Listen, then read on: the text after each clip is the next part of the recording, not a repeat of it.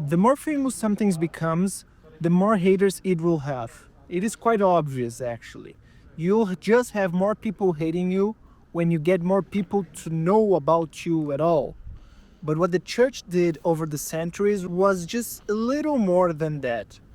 Oppressing people and pushing their rules over different nations during years and years made them not only lose popularity but bring more and more hate to Christianity as a whole. But even though this is sad, I guess it's quite understandable, to be honest. After some point, the church just became this big dog who was always full of hate against those who were opposed them and their sacred rules that many times were not even in accordance with the teachings of Jesus Christ himself. That is why I hear more and more about satanic movements and just regular atheists growing over time.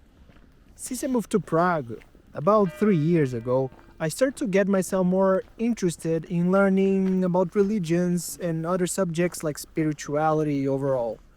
And I'm definitely no theologian or anything close to that.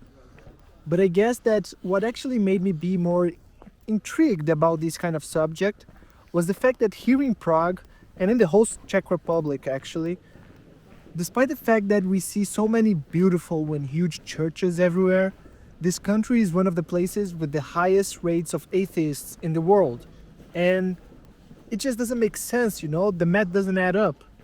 To be honest, at least so far, I couldn't find any definitive answer for why. Each Czech person that I talk about this says it's for a different reason.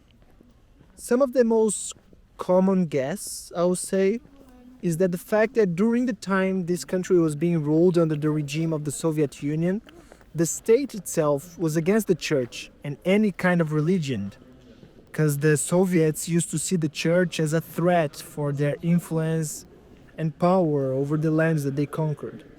So once Czechia got its freedom from communism, this kind of tradition or way of living just remained the same. People kept their lives with no big attachments to religions or spirituality as a whole. But if that would be the case, I don't think we would be seeing such a considerable number of Christians, usually Orthodox but also Catholics, around the whole Eastern Europe. Even Slovakia, which is like the sibling country of Czechia, they're actually quite religious. So, just makes it more difficult to understand what's going on with this country.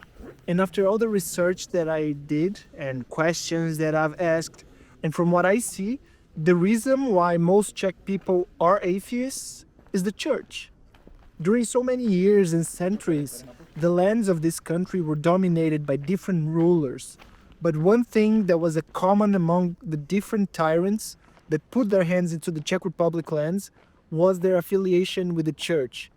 The Catholic Church was always there, no matter what, spitting the rules and oppressing those who didn't follow it to the letter. So naturally, over time, the Czech people end up being distant of the church itself, which by consequence made them be away from Christianity and Jesus, which is the whole purpose of the church, to bring these people closer to him. But okay, this is what happened here, so whatever, it's one country. The thing is that in many other places around the whole world, different kinds of stories shows how the church keeps just failing on Christianity and making more and more people be away from God when their job was actually to be the opposite. I read this book actually talking about the Satanic Temple in the USA. Around 2013, if I'm not mistaken, there was this new group of people who were just trying to create or bring this new religion and make it official in the country. As you might expect, they were all there just to praise the devil and put Satan in some kind of pedestal. But more than just these nonsense people who are crazy and want to just be playing with the evil energies, the Satanic Temple was created first as a kind of resistance against all the priorities and advantages that the church had in the US during the 2000s. The USA is well known for its freedom, and the same applies to religion purposes as well. They have plenty of different rules and laws that talk about the freedom of religion. But for some reason, people started to notice how the church and the conservatives that came from their community, they were just getting way too many priorities with these laws instead of other religions such as Muslims, for example. So these people who then funded the Satanic Temple, they got fed up with it and started to look for a way to provoke the church.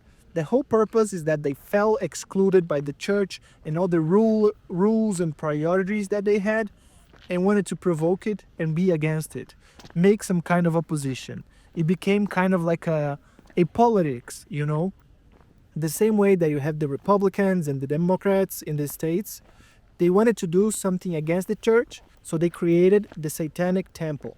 And among many things that this group wanted with this whole Satanism nonsense, part of the plan was to file requests of statues and other figures of their religion to be placed in public spaces of different cities. Just like we are used to see statues of angels or saints sometimes. But, come on.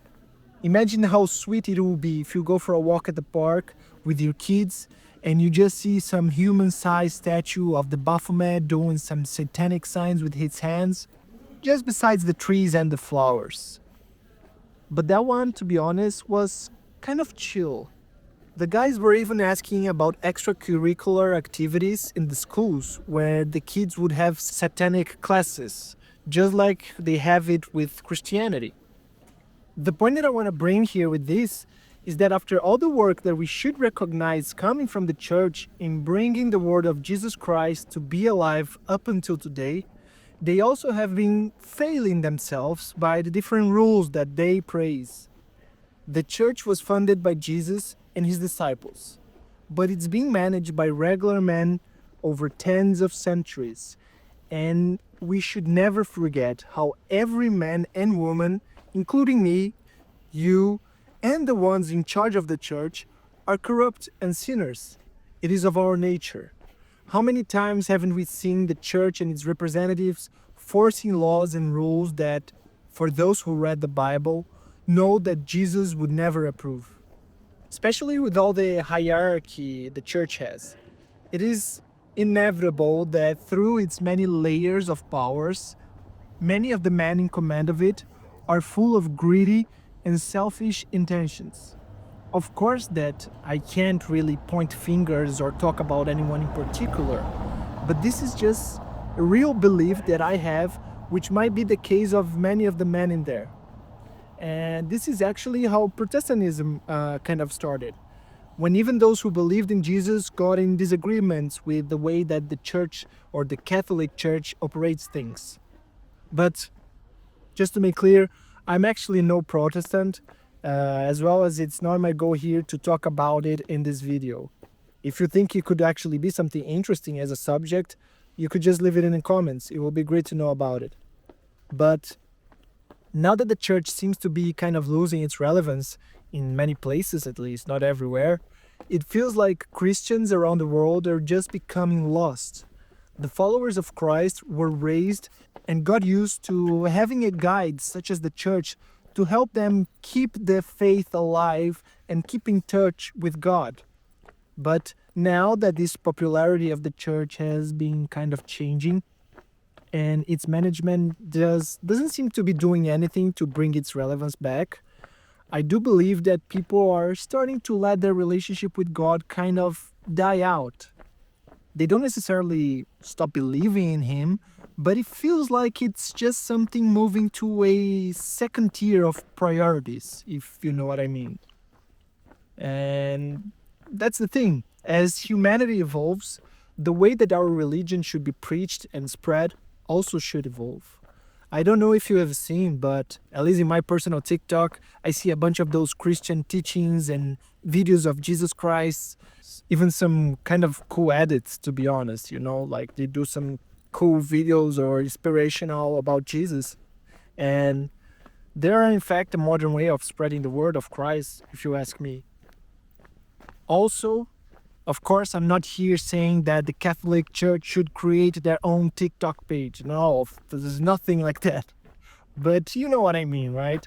The way we receive and kind of digest all the information that it's given to us changes over time. And if we want to help more people get to know about Jesus and understand how he can save our lives, we should also change. But all these theories part, I guess I can leave it for another video if it's the case. For now, the first change that you can start doing right away is to subscribe to the channel so I can know that there are other people with the same mentality that I have about it.